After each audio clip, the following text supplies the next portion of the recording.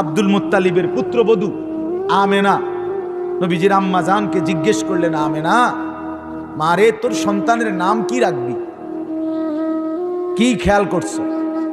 হযরতে আমেনা বললেন, আব্বা, শ্বশুর তো বললেন, আব্বা আমি তো আমার পেটে থাকা অবস্থায় আমার এই সন্তান অনেকবার আমি আওয়াজ শুনছি, কে যেন আমাকে অদৃশ্য থেকে বলছে, আমেনা তোর সন্তানের নাম হবে মুহাম্মদ।